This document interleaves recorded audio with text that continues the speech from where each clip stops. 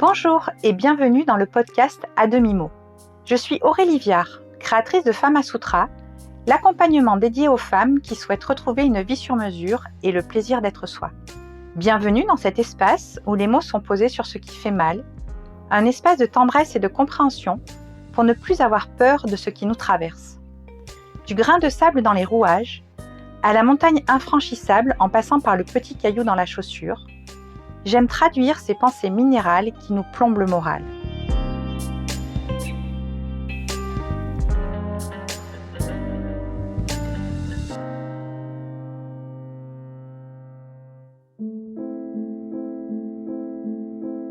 Me voilà derrière mon micro une nouvelle fois, tellement contente de te rejoindre. Le sujet me tient à cœur. Oui, j'ai à cœur d'explorer nos pensées aujourd'hui et d'aller voir comment on peut se contraindre juste par habitude, par mimétisme et mécanisme de survie. Alors, ça t'est déjà arrivé d'être entre le marteau et l'enclume? D'avoir cette sensation-là? Pas forcément à des moments donnés où tu as eu à faire de grands choix, des choix cornéliens de vie ou de mort. Je parle plutôt de choix au quotidien, de petites décisions de tous les jours, qui passent inaperçues tellement on a oublié qu'on a toujours le choix d'être autre chose qu'un bon petit soldat.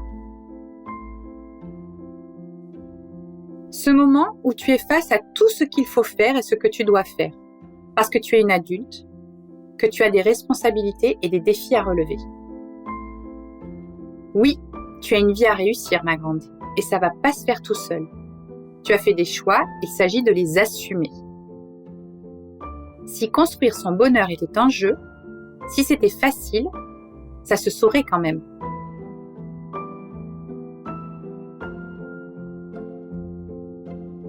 Donc d'un côté, la réalité, la logique, tout ce qu'il y a de plus rationnel, ce qu'on attend de toi. Et de l'autre, ce que tu as envie pour de vrai, là, tout de suite, maintenant, qui semble totalement inacceptable parce que ça ne se fait pas. Et c'est pas forcément des choses sales, moches ou amorales. C'est des choses complètement subtiles. Concrètement, c'est quand tu es chez toi avec tes enfants le soir et que tu sais que tu dois emmener tout ce petit monde, se brosser les dents et qu'il faut vraiment se coucher à 20h30 parce que demain, il y a l'école et que tu sais que le repos, c'est la base de la bonne santé, d'une belle croissance et surtout que ça se passe tellement mieux quand les enfants sont reposés.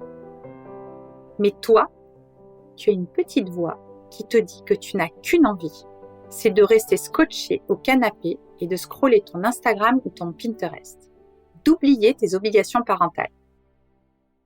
Les obligations, les devoirs, les contraintes. Cette petite voix, elle n'a pas du tout envie d'entendre tout ça. Concrètement aussi, c'est quand tu dois supporter quelqu'un dans ton entourage alors que franchement, tu n'as vraiment aucun point commun. Voire pire, elle incarne tout ce que tu détestes. Et c'est ton instinct qui parle.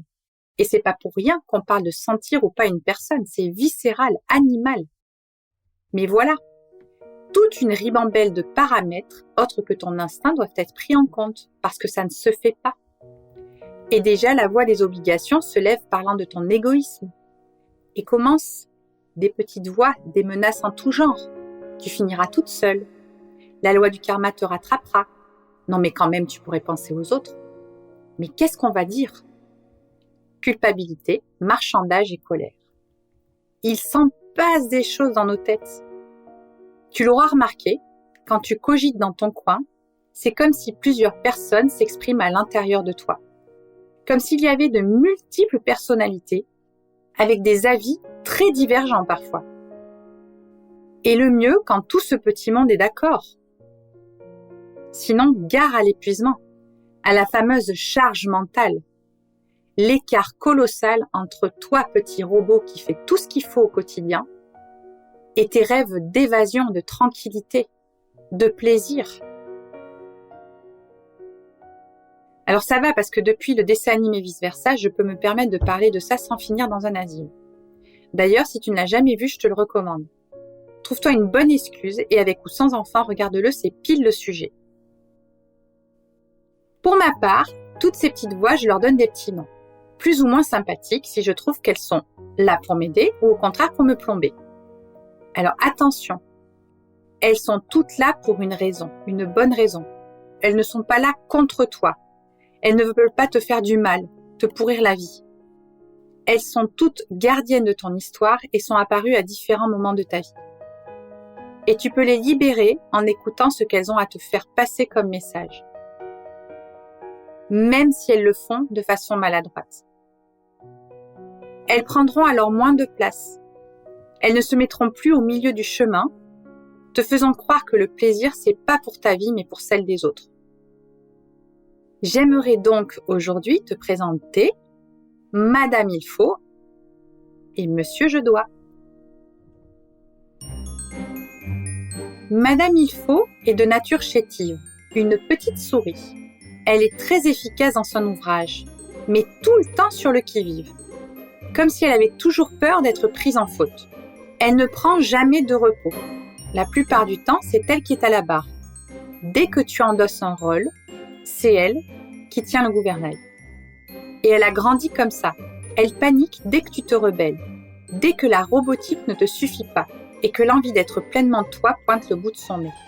Elle panique quand tu as envie de faire ce que tu veux. Madame Il Faut est coupée de son corps. Elle ne sait pas l'écouter. Elle sait le brider, elle sait le présenter, elle sait l'entretenir, mais elle ne sait pas l'écouter. Et il est hors de question pour elle de se laisser encombrer par tes émotions. Elle est une experte en refoulement.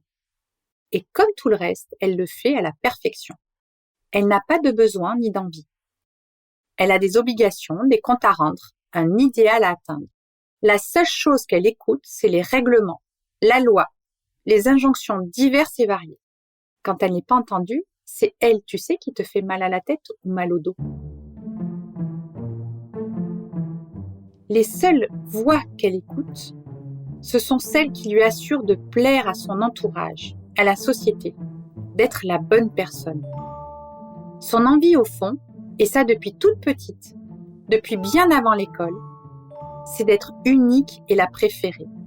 Ou à défaut, s'assurer d'avoir une place tranquille, sans entendre toute la journée « Arrête de bouger, tiens-toi tranquille, finis ton assiette, ça ne se fait pas, pense à ton avenir, range ta chambre, attache tes cheveux. » Parce qu'elle voulait être capable d'être l'enfant dont tous les grands parlaient, en ces termes, doucement dans son dos. Quand il parlait de ce petit bout de chou qui est si sage, tellement gentil, qui dort, qui fait toutes ses nuits, qui mange tout ce qu'on lui sert, même les légumes, qui est en avance sur son âge, précoce, qui réussit tellement bien à l'école. Malheureusement, personne ne lui a dit que cette petite fille n'existait pas. Personne ne lui a dit non plus que cette jeune fille n'existait pas. Pire, on lui a fait croire que pour incarner la femme avec un grand F, celle qui est accomplie, épanouie, sûre d'elle, elle devait être comme ceci ou comme cela. Personne ne lui a dit non plus que sa quête de devenir la mère parfaite n'avait aucun sens, même si elle choisit d'être une élève assidue de l'éducation bienveillante. Tous les faux semblants, elle s'en rendra compte par elle-même un jour. Mais avant ça, il y a de grandes chances qu'elle rencontre un Monsieur Je Dois. Alors Monsieur Je Dois est aussi dans nos têtes à toutes, plus ou moins présent. Il peut être notre masculin, que l'on n'a pas encore rencontré, ou le fantasme qu'on pose sur le sexe opposé. Monsieur Je Dois, il est fidèle, fiable, constant, à l'écoute, au rendez-vous quoi qu'il arrive. C'est le héros de tous les temps. Armé de courage et prêt à incarner des valeurs, des vrais, parce que le monde l'entend. La planète, sa famille, ses collègues, son patron comptent sur lui. En fait, c'est surtout la morale qui l'attend au tournant. Peu importe, il sait où il va, quoi qu'il arrive. Le plus douloureux pour lui ne sera pas de grandir dans un mirage, mais ce sera de se rendre compte que tout le monde s'en fout de son héroïsme, et que sa quête le mènera tellement loin de lui, et de ce qui peut faire vibrer son cœur, il deviendra son propre tyran. Bien sûr, c'est très agréable de s'arrêter à l'image que renvoie ce beau couple. C'est rassurant pour nous toutes, qui galérons de se dire que ça existe quelque part. Mais la vérité, c'est qu'on est toutes et tous logés à la même enseigne. On ne gagne pas sur la vie. La vie, c'est la vie. Elle est impermanente. Elle est tout sauf lisse et linéaire. En fait, entre deux, entre Monsieur je dois et Madame il faut, c'est une guerre froide et sourde. Ça les attend, mais ils ne le savent pas encore. Et surtout, ils ne le comprennent pas. Parce qu'ils font tout bien comme il faut et comme il se doit. Mais rien à faire. Régulièrement, ils sont chacun déçus de l'autre et de ce qu'il leur renvoie. Ce n'est jamais assez. C'est rarement parfait. On aurait pu mieux faire. Déçus de tout et de tout le monde. Et après maintes fois des efforts pour changer, s'améliorer, se remettre en question. À force de devoir lisser et faire taire qui ils sont vraiment, ils finissent par ne plus croire en eux. Ils finissent par abandonner l'aventure. Parce que c'est d'un personnage étriqué dont chacun est tombé amoureux. Un personnage qui n'existe pas, même si le quotidien est employé à devenir bien comme il faut et comme il se doit. La bonne nouvelle dans tout ça, c'est de comprendre qu'on est tous logés à la même enseigne et on peut arrêter de se débattre. Parce qu'un jour, homme ou femme, on arrive au bout de ce rôle. Au détour d'une épreuve qui nous ramène dans notre corps, dans notre cœur. Et la vie, c'est tellement comment nous faire baisser la garde. Comment nous faire rendre les armes et briser nos armures, aussi solides et élaborées soient-elles. Arrive ce jour où on a envie d'être soi. On a envie de vrai plutôt que de pureté.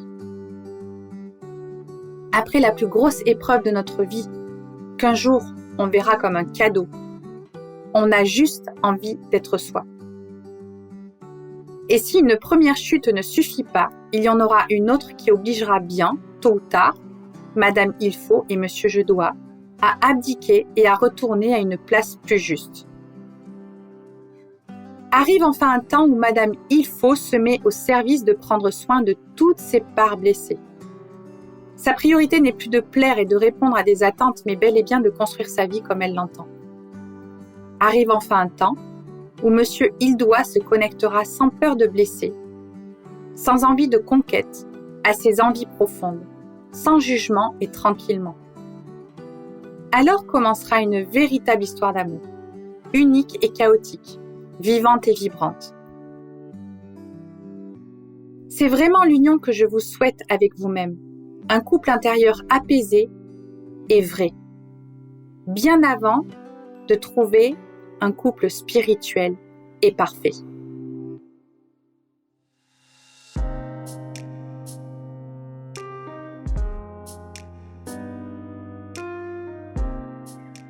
Merci de votre écoute. Si cet épisode vous a plu, je vous invite à me retrouver sur Instagram pour suivre les actualités de Fama Sutra. N'hésitez pas à noter mon podcast sur les plateformes d'écoute. On se retrouve le mois prochain pour un nouvel épisode. Avec tout mon amour!